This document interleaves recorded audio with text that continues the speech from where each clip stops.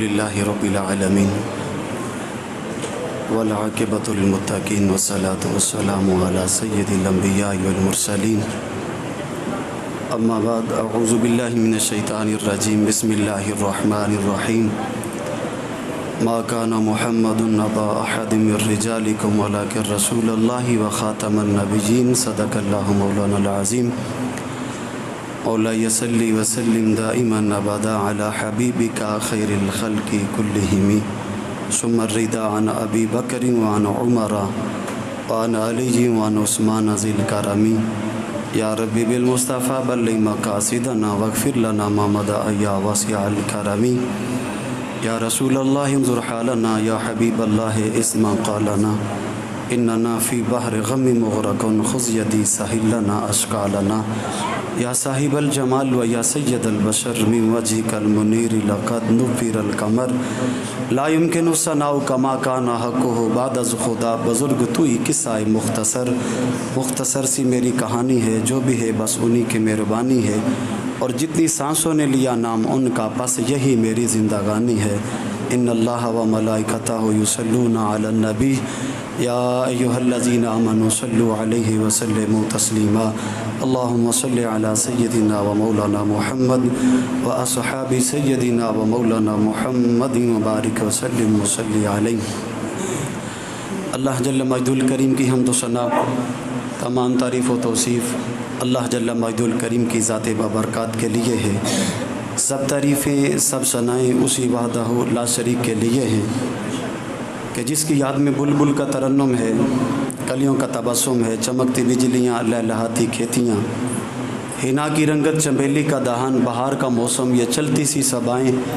یہ رمک دمک چہک مہک سسک، اور یہ سارے حسن کے جتنے نظارے ہیں میرے اللہ کی ذات کے لیے سارے ہیں۔ اللہ جل وعلا کی حمد و ثنا کے بعد درودوں کے تحفے، سلاموں کے گجر نبی مکرم، شفیع معظم، تاجدار مدینہ، سرور قلب و سینہ، شہنشاہ حسینہ، آقا نامدار، مدنی تاجدار عرب و عجم کے والی، محبوب خدا، بلغ العلا، کشف الدجا، نور الہدا، کف الورا، اکالی تحیت و ثنا کی عظیم بارگاہ میں اپنی عقیدتوں، ارادتوں اور محبتوں کا خراج پیش کرنے کے بعد اللہ رب العزت کا بے پایاں لطف و کرم اور احسان ہے کہ مالک لم یزل نے مجھے اور آپ کو مسجد میں بیٹھ کر ختم نبوت کے اس محفل پاک میں مل بیٹھنے کا موقع عطا کیا ہے۔ اللہ خالق قدوس کی بارگاہ سے التجا ہے کہ مالک ہماری اس کوشش اور کاوش کو اپنی بارگاہ میں قبول فرمائے، اور قبول فرما کے میرا مالک ہم یا سب کے لیے اخروی نجات کا سبب بنائے۔ میں مشکور و ممنون ہوں اپنے برادر مکرم جناب علامہ محمد نوید معاویہ صاحب کا کہ انہوں نے بندہ نجیز کو دعوت دی، اور آپ جیسے اور عظیم محفل میں مجھے یہاں پہ یہ سعادت نصیب ہو رہی ہے۔ میرے برادرم جناب علامہ رانا عبد الرحمن صاحب، یہ بھی ان کی محبت کے یہ بھی ہمارے ساتھ تشریف لائے۔ تو دوستان گرامی قدر، بلا شک و شبہ امت کا اس بات پہ اتفاق ہے کہ حضور کے بعد اب کسی شخص کی ضرورت نہیں ہے، کسی نبی کی ضرورت نہیں ہے۔ یاد رکھیے، میں چند ایک چیزیں آپ کے سامنے، چونکہ میرے دامن میں وقت کی قلت بھی ہے اور میں اپنے 15-20 منٹ کے اندر اپنا معافی ضمیر آپ کے سامنے رکھنے کی کوشش کروں گا کہ میرا تعلق، علامہ صاحب نے چونکہ فرمایا کہ میں عالم نہیں ہوں، ایک سادہ حافظ ہوں، صرف سادہ حافظ ہوں۔ میرا تعلق جو میرے دوست ہیں وہ جانتے ہیں کہ میرا کس شعبے سے ہے، لیکن یہ جو شعبہ، یہ جو ٹاپک جو اس وقت اس امت کی سب سے زیادہ ضرورت ہے، اور کئی دہائیوں سے یہ اس امت پہ مسلط ہے اور اس کا خاتمہ نہیں ہو رہا، میں اور آپ اگر مل کے کوشش کریں گے تو انشاءاللہ وہ وقت آئے گا جب اس فتنے کا خاتمہ ہو جائے گا انشاءاللہ۔ کہہ دیں ذرا انشاءاللہ، انشاءاللہ۔ دیکھیے، ایک جب عثمانی خلافت تھی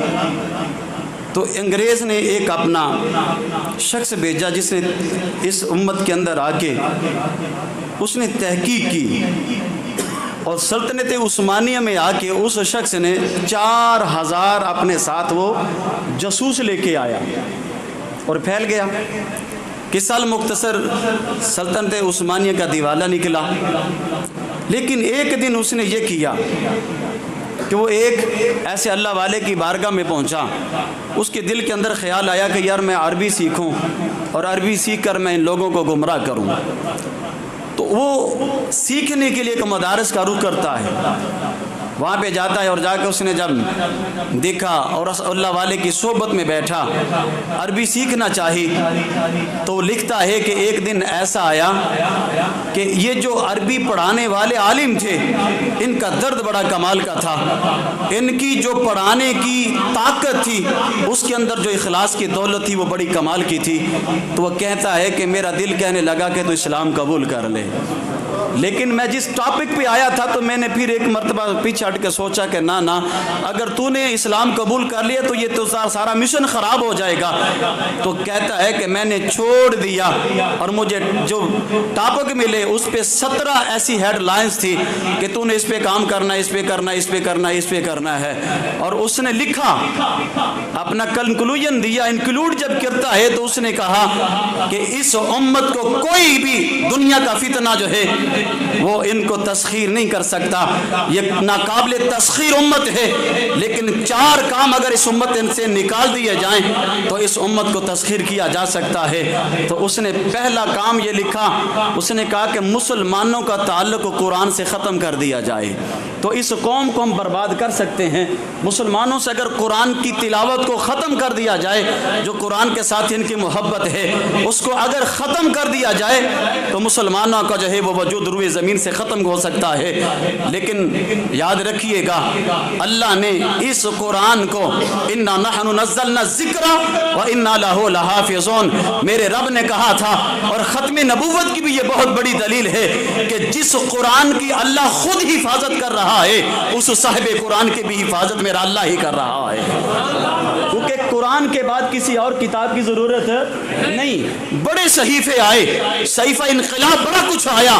لیکن اللہ نے کسی نبی کے صحیفے کو، کسی نبی کی کتاب کو زندہ نہیں رکھا۔ اور یہ سب سے بڑا میرے نبی کا معجزہ ہے کہ آج بھی 14 صدیاں بیتنے کے بعد اس امت کے پاس اگر کوئی حضور کی صحیح چیز پہنچی ہے، وہ موجود ہے تو قرآن مجید ہے، جو اللہ کا کلام بھی ہے، اور میرے مصطفیٰ جان رحمت پہ نازل ہونے والا یہ اللہ کا کلام ہے،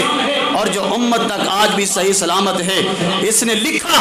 کہ اگر اس امت کا تعلق قرآن سے تم کمزور کرو گے تو مسلمانوں کا وجود ختم جو ہے وہ ہو جائے گا، لیکن اللہ کی کرم ہے اس امت پہ کہ آج اس امت کا 8 سال کا بچہ کوئی 9 مہینے میں قرآن کا حافظ بن رہا ہے، ارے کوئی 2 سال میں بن رہا ہے، کوئی سال کے اندر بن رہا ہے، کیونکہ مدارس دینیہ نے اس کا ذمہ اٹھایا ہوا ہے۔ صبح سے شام تک وہ قرآن پڑھتے بھی ہیں اور پڑھا بھی رہے ہیں۔ اس کی مثال پھر انہوں نے چیچنیا میں ہم نے دیکھا کہ چیچنیا میں کیا ہوا، چیچنیا کے اندر مسلمانوں کے نام بھی مسلمانوں والے نہیں رہے۔ یاد رکھیے مسلمانوں کے نام رکھنا بھی وہاں پہ جرم تھا۔ قرآن جس گھر سے نکلتا، جس گھر میں قرآن ہوتا، ان کا پورے کے پورے خاندان کو ذبح کر دیا جاتا۔ لیکن کتنی نسلیں برباد ہونے کے بعد بھی اللہ پاک نے جب اس قوم سے قرآن کا فیض ان کو عطا کیا تو پھر ایسے کہ جیسے چشمے پھوٹتے ہیں، پھر ہر گھر سے قرآن کا حافظ نکلنا شروع ہو گیا۔ یہ چچنیا کے اندر مثال تھی، اور کہا کہ اس امت کا تعلق اگر قرآن سے کمزور پڑ جائے گا تو اس امت کو جو ہے وہ برباد کیا جا سکتا ہے۔ دوستان گرامی قدر، اگر قرآن پہ بات آئے تو یہ اللہ کا کلام ہے، اور اس امت کے لیے یہ آج باعث رحمت ہے۔ اس قرآن کو ہم نے طاقوں میں رکھ کر اونچی جگہ پہ نہیں رکھنا، بلکہ اس قرآن کو صبح بھی پڑھنا ہے، شام بھی پڑھنا ہے، اپنے بچوں کو قاری بھی بنانا ہے، حافظ بھی بنانا ہے، اور اس لیے بنانا ہے کہ دین اسلام کی بقا بھی رہے گی، حضور سے وفا بھی رہے گی، اور تحفظ نمو سے رسالت بھی ہوتا رہے گا۔ اور دوستان گرامی قدر، ہم عہد کریں گے کہ انشاءاللہ ہم خود بھی قرآن پڑھیں گے، اپنی نسلوں کو بھی قرآن کا حافظ اور قاری بنائیں گے انشاءاللہ۔ اس نے لکھا کہ اس کا پہلا یہ ہے کہ اس امت سے قرآن کا جو تعلق ہے اس کو جو ہے وہ کمزور کیا جائے، اور الحمدللہ وہ اپنی کوشش میں لگے ہوئے ہیں۔ ہم हम मुसलमान अपने नबी से, अपने खुदा से, अपने दीन से इस अहद में लगे हुए हैं कि या अल्लाह हम तेरे कुरान को सीने से लगाएंगे। और आज देखिए मदारस के अंदर जाएं तो यकीन मानिए जब वहाँ पे नन्हे मुन्ने बच्चे ये कुरान पढ़ते हैं, मैंने एक बुजुर्ग का कौल सुना, वो कहते हैं कि मैं ये सोचता हूँ इस रूबे ज़मीन पे जो बरकतें आती हैं और उम्मत पे जो करम किया जाता है, ये जो बच्चे कुरान पढ़ते हैं, अल्लाह इन कुरान पढ़ने वालों की बरकत से उम्मत पे अपना करम फरमाता चला जाता है। तो दोस्तान गिरामी कदर, हमारा ताल्लुक कुरान से मजबूत हो, उसने पहली बात ये कही। और दूसरी बात उसने ये कहा कि इस उम्मत से जो है वो इनका जहाद निकाल दिया जाए तो ये उम्मत कमज़ोर पड़ जाएगी, इस उम्मत को तस्खीर किया जा सकता है। हमने रोशन मिसाल, अभी चंद दिन गुजरे हैं, दुनिया की सुपर पावर जिसने 20 साल लगाए, दुनिया की हर जदीद टेक्नोलॉजी, हर जदीद असला उसने इस्तेमाल किया, बिल आखिर घुटने टेकने पे मजबूर हो गया। वो धरती वो कौन सी धरती है? वो अफगानिस्तान की धरती है, जहाँ पे मुजाहिदीन और तालिबान ने और इस्लाम के मानने वालों ने उनको नाकों चने चुभाए और बिल आकर वो बेबस होकर इस धरती को छोड़कर चले गए। वजह क्या थी? उनके सीने के अंदर अल्लाह और अल्लाह के रसूल की मोहब्बत थी। जब तक ये जहाद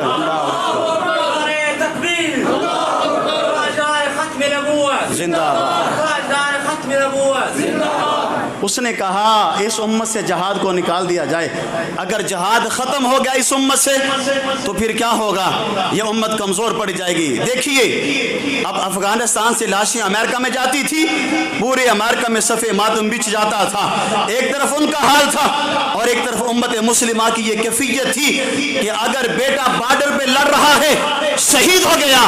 और घर के अंदर मैयत जा रही है, अगर इलाके में मैयत जा रही है, अपने उसके आबाई गांव में मैयत जा रही है, तो उम्मत का आलम यह है, उम्मत रस्तों में खड़े होकर उसकी मैयत का इस्तेकबाल कर रही है और माँ खुश हो रही है कि या अल्लाह तेरा शुक्र है मैं एक शहीद की माँ बन गई हूँ। उसने देखा एक तरफ हमारे घरों में सफ़े मातम बिछता है और हम परेशान हो जाते हैं, और एक तरफ ये लोग हैं इनका कोई दुनिया से जाता है, मनसब शहादत पे फायज होता है और माँ खुश हो के कहती है कि या अल्लाह तेरा शुक्र है मैं भी शहीद की माँ कहलवाने के काबिल बन चुकी हूँ। और फिर माल रोड का वो वाकया कि जब वहाँ से बारात गुजरती है और वहाँ पे वक़्त के हुक्मरानों ने गोलियां बरसाई और लोग गाजर और मूली की तरह गोलियां चल रही थी, बारात गुजर रही थी। माँ ने पूछा यहाँ पे कैफियत क्या है? कहा अम्मा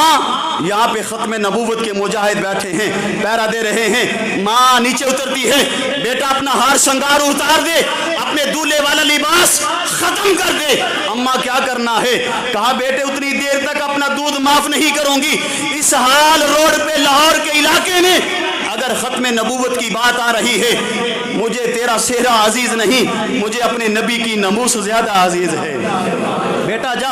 बेटा छलनी होता है, गोलियां खाता है और माँ फख्र से अपने हाथ बुलंद करके कहती है मौला तेरा शुक्र है, कल क़यामत वाले दिन सैयदा फातिमा तो ज़हरा से जाकर कहूंगी कि सैयदा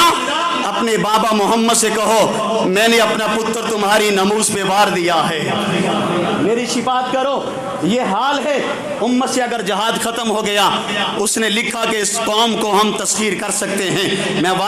मेरे चुके वक़्त में दामन में वक़्त की किल्लत है, मैं इख्तिसार से बात करता चला जाऊंगा। और तीसरा उसने कहा कि इस उम्मत से हज को निकाल दिया जाए। किसको?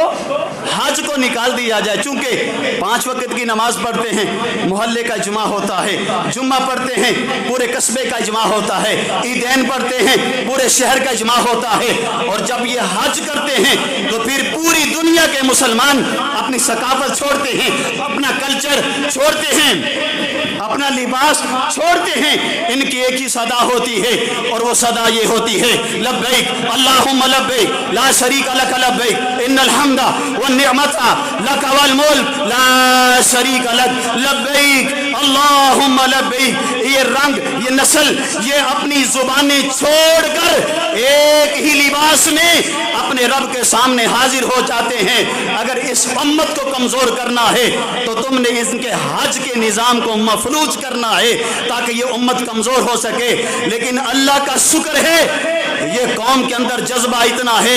یہ 20 لاکھ کا بھی حج کر دیں گے، اللہ پھر بھی ان عاشقوں کو یہ توفیق دے گا کہ یہ حکمرانوں کی نہیں سنیں گے بلکہ 20 لاکھ خرچ کر کے اللہ کے گھر کا حج کرنے کے لیے جائیں گے۔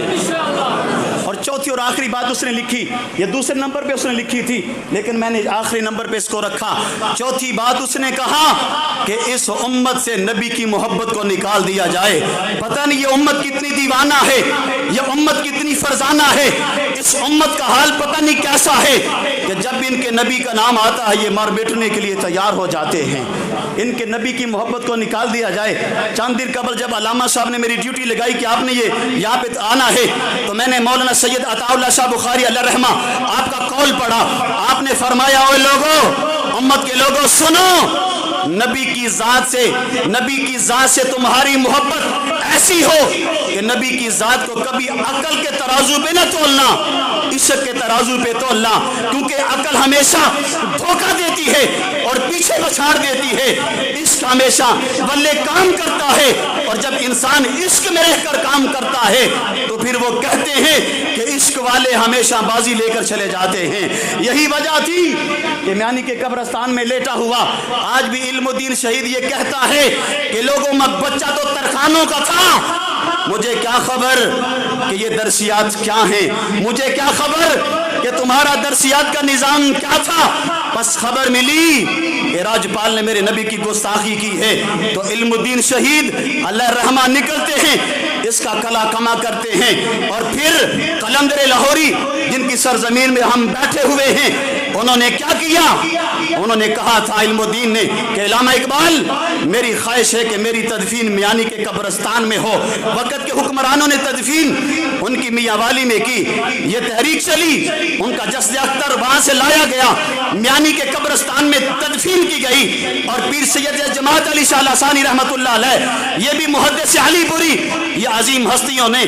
اپنے ہاتھ سے ان کو قبر میں دفن کیا۔ اور علی پور کے یہ پیر لکھتے ہیں، پیر سے جماعت علی شاہ کہتے ہیں میں زندگی میں بڑے بزرگوں سے ملا، مجھے کبھی یہ حسرت نہ ہوئی کہ میں ایسا بزرگ بنوں، میں بڑے بزنس مینوں سے ملا، میرے دل کے اندر کبھی حسرت نہ آئی میں اس جیسا کاروباری بنوں، کہتے ہیں میں بڑے بڑے عہدے منصب والوں سے ملا لیکن میرے زندگی کے اندر کبھی یہ حسرت نہ آئی کہ میں ایسا بنوں، لیکن کہتے ہیں کہ جس دن ہم نے علم الدین کو قبر میں اتارا تھا تو میں نے عرض کی مولا کاش میں آج جماعت علی نہ ہوتا بلکہ علم الدین بن جاتا، تیرے نبی کی ذات پہ میں اپنی ذات کو قربان کر دیتا۔ اور علامہ اقبال جیسی ہستی نے قبر میں اتار کر کہا تھا علم الدین ہم نے تیرے ساتھ جو وعد کیا تھا وہ وفا کر دیا ہے۔ قدم چوم کے قلندر لاہوری نے کہا تھا، قدم چوم کے کہتے ہیں کہ اے علم الدین میرا یقین ہے تیری قبر میں میرے آقا آئیں گے اور علامہ اقبال کا سلام مصطفیٰ جان رحمت کو پہنچا دینا۔ یہ ان کی خواہش تھی۔ اور دوستان گرامی قدر اس نے لکھا کہ اس امت کا تعلق نبی کی ذات سے کمزور پڑ جائے، نبی کی ذات سے کمزور ہو جائے، یاد رکھیے گا کہ یہ مذہب ایسا ہے کہ ہر کوئی اپنے مذہب کا ماننے والا جو ہے اپنے مذہب پہ شاید قربان ہونے کے لیے تیار ہو یا نہ ہو، لیکن عیسائی جو تھے، میں پنجاب یونیورسٹی میں تھا اور ہمارے دوست وکلاء بھی وہاں پہ تھے، تو ایک وفد آیا باہر سے، وہ لوگوں نے سوال و جواب کیے اور کہنے لگے کہ آپ مسلمان کیسے لوگ ہو، نبی کی ذات کی بات آتی ہے تو آپ اپنا ٹمپریچر کھو دیتے ہو، آپ فوراً جذبات میں آ جاتے ہو، آپ کے جذبات کنٹرول نہیں رہتے۔ میرے وہ دوست بڑے اچھے عہدے پہ فائز ہیں، انہوں نے جواب دیا کہ بھائی بات یہ نہیں ہے، بات یہ ہے کہ جب تم دل کو چھیڑو گے، کیونکہ ہماری رگوں میں محبت مصطفیٰ ہے، ہمارے خون میں حضور سے عشق ہے، پیار ہے، ہم عمل میں تو شاید کمزور ہو سکتے ہیں لیکن یاد رکھیے گا یہ امت کبھی بھی اپنے نبی کی محبت میں کمزور نہیں ہوگی۔ اس نے لکھا تھا کہ یہ قوم سے اگر نبی کی محبت کو نکال دیا جائے تو اس امت کو تم تسخیر کر سکتے ہو۔ ہم نے پاکستان کا یہ ماحول بن چکا ہے کہ ہر جگہ پہ ابھی چند دن قبل ابواب کے اندر ختم نبوت ہوئی، اسٹیج کو دیکھ کر خوشی ہوئی، تمام مکتبہ فکر کے لوگ وہاں پہ موجود تھے، کیونکہ اس فتنے کو کئی دہائیاں بیت چکی ہیں، بڑے فتنے اٹھے۔ میرے نبی کے دور میں کئی لوگوں نے نبوت کا دعویٰ کیا، کلا کما ہو گیا، لیکن سوچنے کی بات یہ ہے اس فتنے کا کلا کما کیوں نہیں ہوا؟ اس کی وجہ یہ ہے کہ پہلے کوئی فتنہ اٹھتا تھا وہ تنہا رہتا اور مسلمان اس کا کلا کما کر دیتے، یہ فتنہ اٹھا تو اس فتنے کے ساتھ غیروں نے بھی اس کا ساتھ دیا، غیر مسلموں نے بھی اس کا ساتھ دیا، بلکہ اپنی گود میں بٹھایا اور اس فتنے کو پنپنایا اور اس فتنے کو پروان چڑھایا۔ انہوں نے دو کام کیے، یہ جو مرزا قادیانی ہے اس کو ابھارا اور اس کو لے کر گئے، اس کے ذمہ یہ کام لگایا کہ تم نے اس امت کے اندر رہتے ہوئے پاکستان سے جہاد کو ختم کرنا ہے، پوری مسلم امت سے تم نے جہاد پہ کام کرنا ہے، اور یہ لعنتی یہ جہاد پہ کام کر رہا ہے اور کہتا ہے کہ بس اب قلم کی جنگ ہے، عمل کی جنگ نہیں، یہ کتابیں لکھ رہا ہے، بڑا کچھ پیش کر رہا ہے۔ ادھر ایران میں فتنہ اٹھا اور اس ایرانی فتنے کے اندر اس کے بھی بڑے پیروکار ہیں، اور بہاؤل حق شاہ اس کا نام تھا، غالباً یہ نام تھا اس کا، تو اس فتنے کو اٹھایا اور پالا۔ اس فتنے کا کام یہ تھا کہ ان کے اندر حج کے خاتمے کو کیا جائے، اور وہ جگہ جگہ کعبۃ اللہ کے ماڈل بناتا ہے اور بنا کر کہتے ہیں بھائی یہیں پہ طواف کر لو، اتنے پیسے لگا کے سعودیہ کیا لینے جاتے ہو، یہ کعبے کا ماڈل بنا ہوا، یہیں پہ طواف کرو، یہیں پہ سب کچھ کرو۔ وہ فتنہ ادھر ہے، یہ فتنہ ادھر ہے، اور انشاءاللہ یہ ہماری قوم، ہمارے مسلمان، ہمارے بچے، ہماری آنے والی نسلیں، یقیناً یہ امت کے لیے بڑا لمحہ فکریہ ہے کہ ہمیں یہ دن دیکھنا پڑ رہا ہے کہ ہمارے نبی کے خلاف زبانیں بولیں اور ہم خاموش رہیں۔ اور 2017 کی تحقیق کے مطابق پاکستان کے اندر ان کی تعداد 40 لاکھ کے قریب تھی۔ کتنی تھی؟ 40 لاکھ، اور آج 4 سال گزر چکے ہیں اور یہ اپنے کام پہ لگے ہوئے ہیں۔ دوستان گرامی قدر، ختم نبوت پہ میں نے بھی کام کرنا ہے، آپ نے بھی کام کرنا ہے، اور ہم نے اپنی نسلوں کو یہ پیغام دینا ہے کہ ہمارے نبی کے بعد کوئی نبی ہو سکتا نہیں۔ ہم اس لعنتی پہ، اس دجال پہ، اس لعین پہ، جس طرح علامہ صاحب فرما رہے تھے، ہم اچھا بندہ ماننا، ارے بندہ ماننا تو دور ہے، اچھا تو دور ہے، ہم اس لعنتی کو بندہ بھی نہیں مانتے۔ کیوں نہیں مانتے؟ جو نبی کی شان میں گستاخی کرے ہم اس کو برداشت کر سکتے نہیں۔ اپنی نسلوں کو یہ پیغام دینا ہے، اور عملی طور پہ ہم نے میدان عمل میں اترنا ہے۔ ڈٹھے ورک نے قرآن دے سارے نہیں، تیری شان جا کوئی اور ڈٹھا، تیری شان دا کرے مقابلہ جیڑا، عاشقاں انو اصلی چور ڈٹھا، کوئی نور آکھے، کوئی بسر آکھے، پہندہ اہی دین راتی سور ڈٹھا، اللہ والے نے گل مکا دیتی، تساں ہور ڈٹھا، اساں ہور ڈٹھا، کی محمد سے وفا تو نے، تو ہم تیرے ہیں، یہ جہاں چیز ہے کیا، لوہ قلم تیرے ہیں۔ ارے امت کے لوگوں، التجا یہی ہے کہ اگر ہم دہر میں اجالا کرنا چاہتے ہیں تو پھر نام محمد پہ ہمیں اپنا تعلق مضبوط کرنا ہوگا۔ اللہ کی بارگاہ سے دعا ہے کہ میرا مالک اس محاذ پہ پوری امت کے اندر جو اتفاق ہے، اتحاد ہے، جو فضا بنی ہوئی ہے، اللہ اس فضا کو قائم رکھے، قائم و دائم رکھے، اور وطن عزیز میں امن سے، محبت سے، پیار سے مل جل کر ہمیں اس جو ہے وہ فتنے کا قلع کما کرنے کی توفیق عطا فرمائے۔ آمین۔ وما توفیقی الا باللہ۔